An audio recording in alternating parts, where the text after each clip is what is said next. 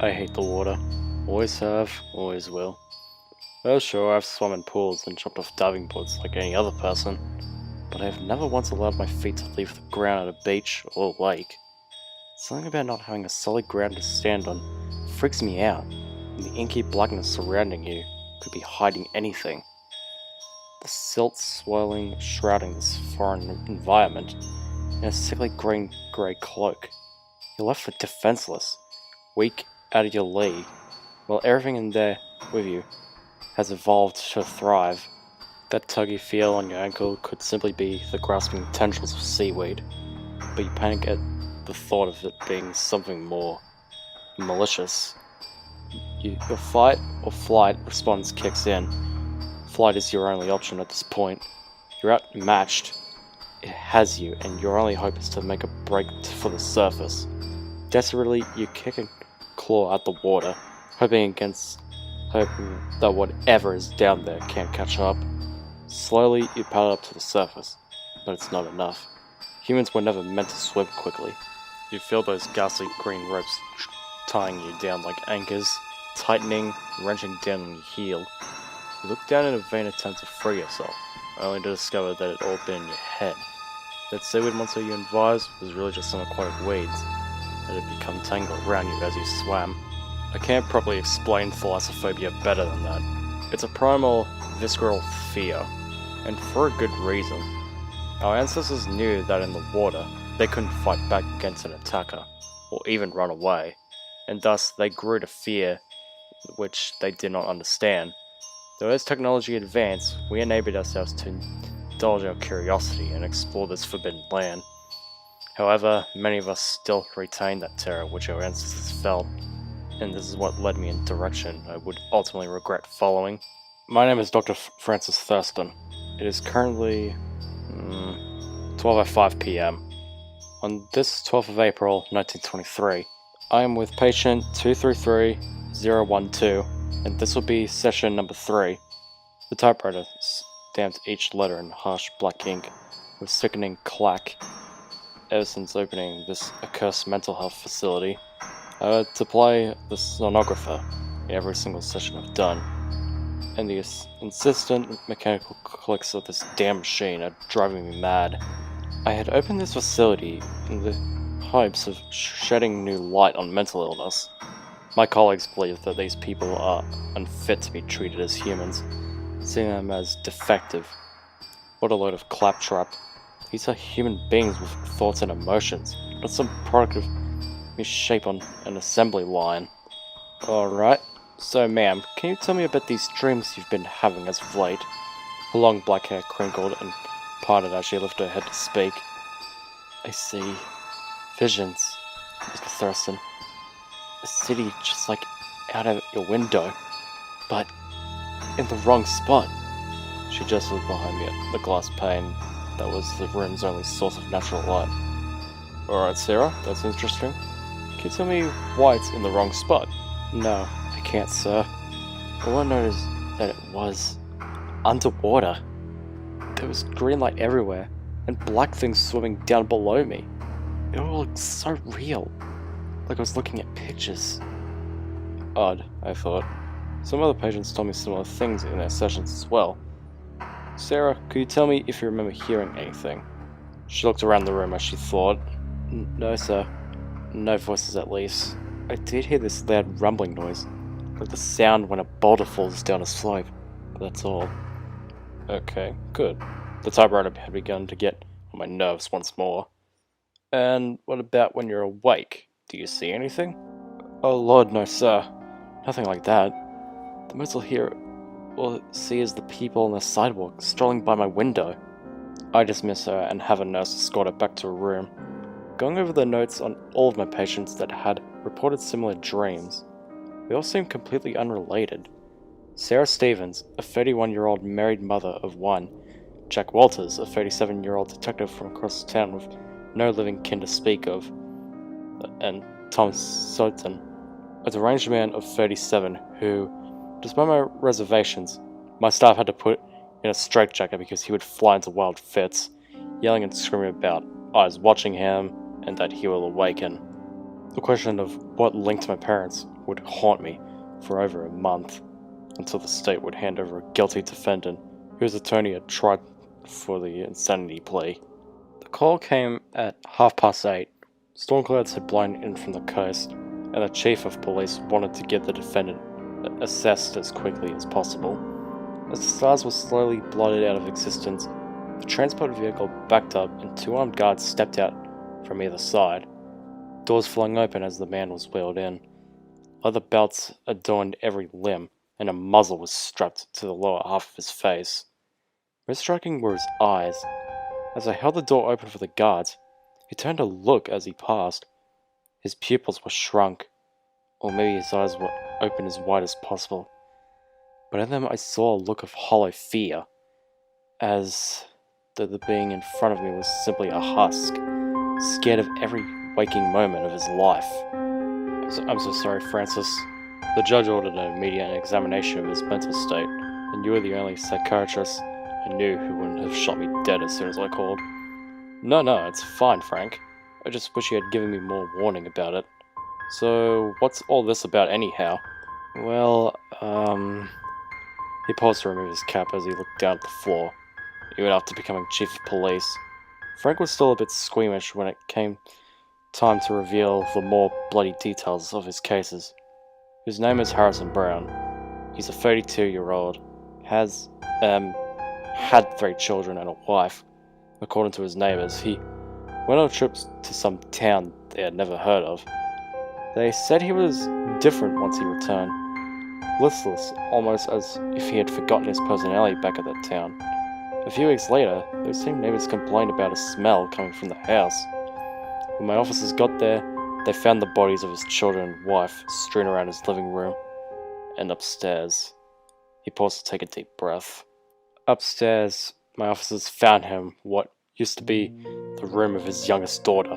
Symbols had been written on every exposed surface, and what we think was his family's blood mixed with his own. He was curled up in a ball, staring at the corner of the room, muttering to himself. One of my men got close enough to hear what he was saying. And, well, he ended up shooting himself a few days later. We never got to find out what he heard. As for the other officer, he's shell-shocked and has been throwing up at the sight of blood. We had to let him go, for obvious reasons. Alright, well, I suppose I should get to work, if you'd be so kind. Oh yes, absolutely. I'll send you a bottle of bourbon when this is over. Just make sure not to let the state hear about it. I smiled as I showed him out. Frank had been a very close friend ever since high school, and when prohibition became a law, we developed the habit of misplacing evidence on occasion after a big case, or sometimes just because we felt like it. Returning to the room where I was storing Mr. Brown, I heard him shrieking. Most of it was garbled, but I could make out the words. Water, him, scared, and sea. As I wheeled him into my office, I noticed that he would go silent whenever lightning flashed. As for anticipation, it is 8:27 PM on... My thoughts were elsewhere as I typed. For once, I failed to notice the sound of the typewriter. Hey Doc, what you doing? His voice was hoarse as he croaked out each word. Recorded the time, date, and your name for the records.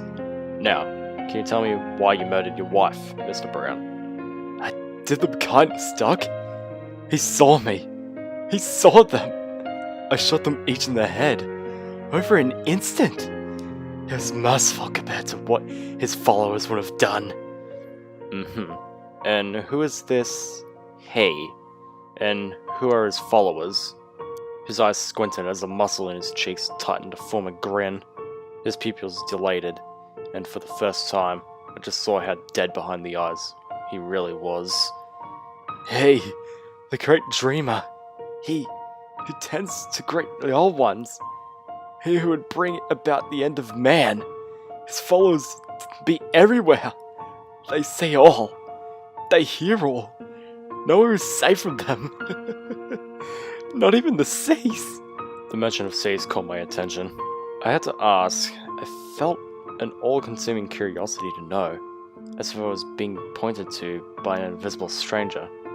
Mr. Brown, you don't happen to have dreams of a sunken city underwater, do you? Black figures moving below as green lights shine. The grin he once held had widened. In all this time, he hadn't blinked ever once, and his eyes had grown bloodshot. "I'll cut you a deal, Doc. You let me out of this jacket for a few hours, and I'll tell you all." Against my better judgment, I unbuckled the restraint on his jacket. Before he was free, I locked the door and showed him the pistol I keep on my desk as a warning against attacking me. As I listened to the last strap, I felt his arms relax. He took a long, deep breath, savoring his newfound freedom. Rotating his arms, jogging in place, he seemed like a perfectly normal man except for his eyes. "So, what else do you know, Mr. Brown?" Mr. Brown would go on to explain about a town off the east coast that he had visited, all the way up to when he arrived on my doorstep in a maximum security restraints. He seemed perfectly sane, except for the talk of some god in his cult. I allowed him to remain without his restraints for the remainder of his stay. I locked his room for the night and went to bed with little success. Regardless of the validity of his claims, Mr. Brown had still managed to get to me.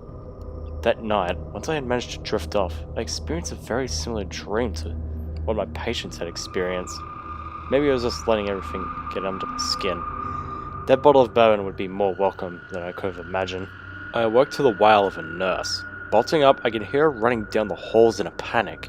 Tossing on something just so I was dressed, I ran to her. She had fallen against a wall and was wide-eyed and shivering. I asked her what happened, and all she did was point a quivering finger to Mr. Brown's room.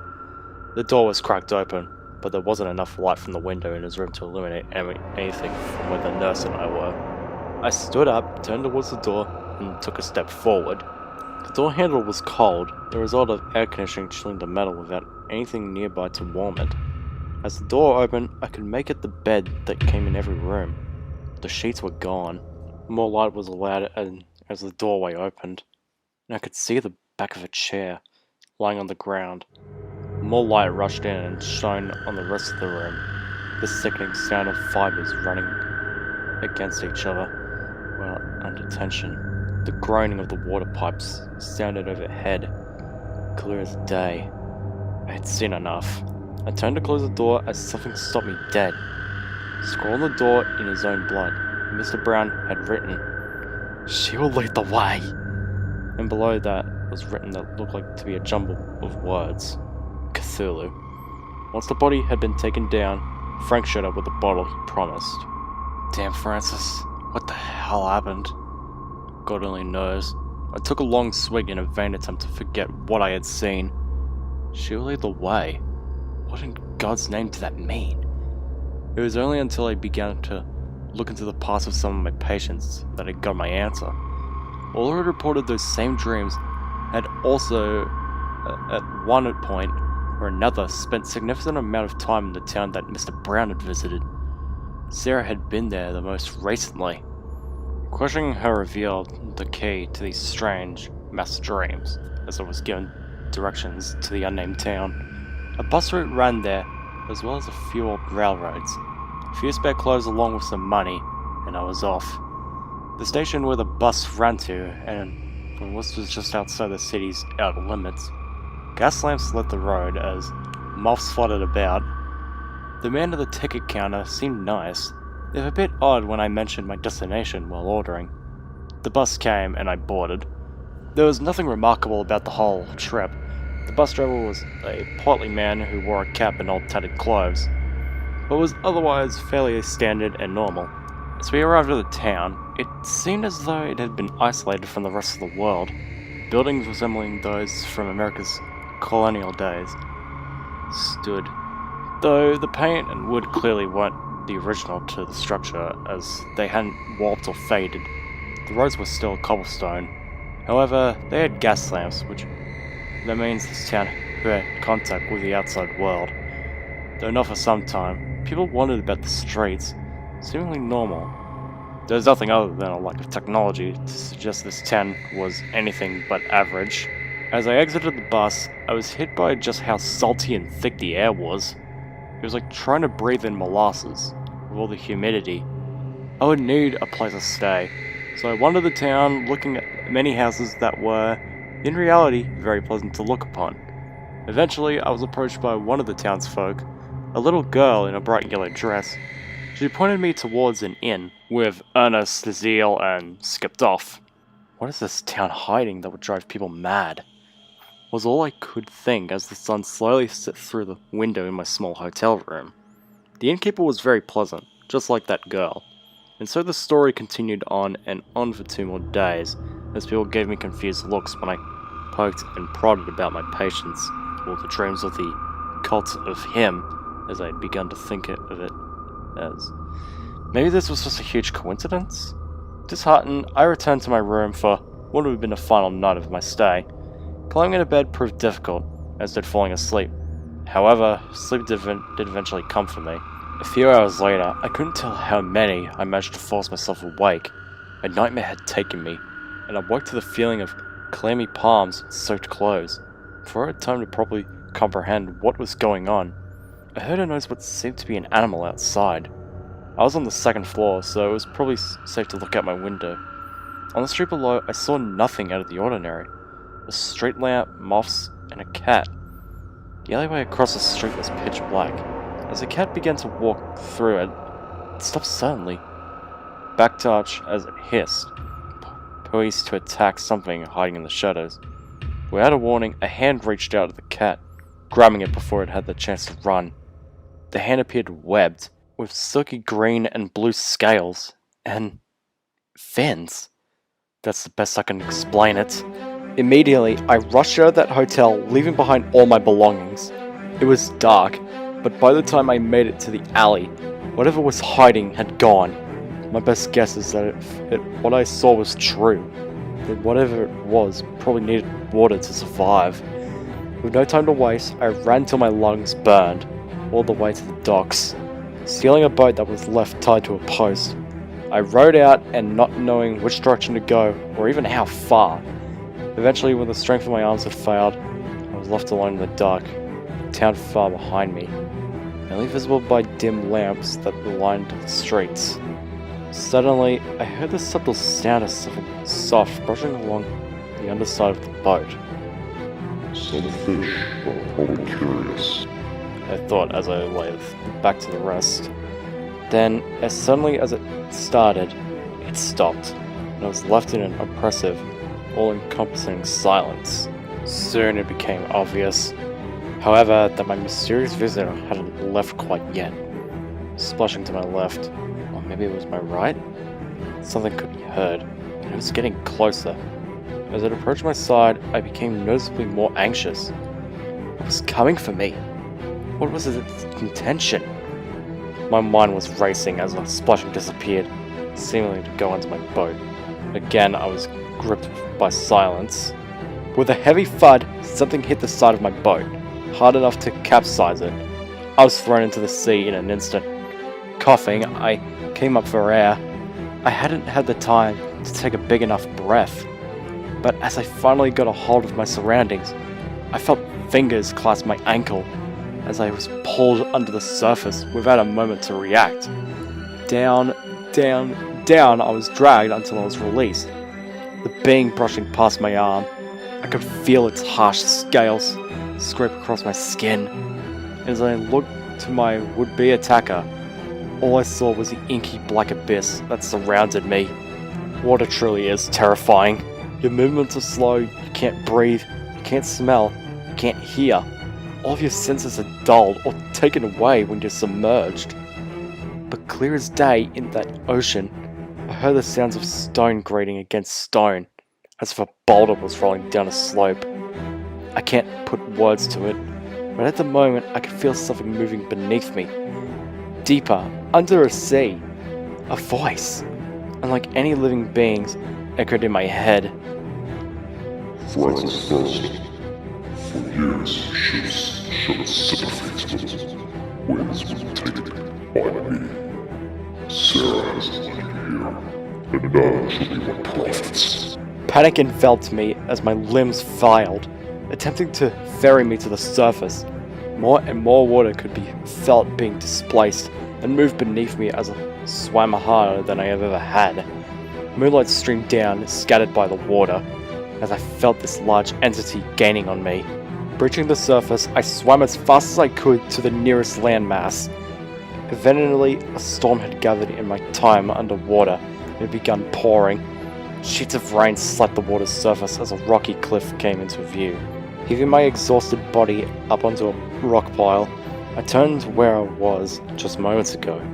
Something enormous was rising up out of the ocean, shrouded by the clouds. Its outline was visible through flashes of lightning. Great wings rose, outstretched from its back. Its arms were gigantic, and the outline of tentacles could have been seen around its mouth. Its hand rose out of the water, and horrible claws could have been seen each finger. This was the "he" that Brown referred to. In my adrenaline-fueled escape, I hadn't noticed that the thing had grabbed my ankle. There was a deep gash that was leaking crimson blood. Again, I looked up to see this being, turning slowly towards me. Each footstep, an earthquake. Each breath, a hurricane.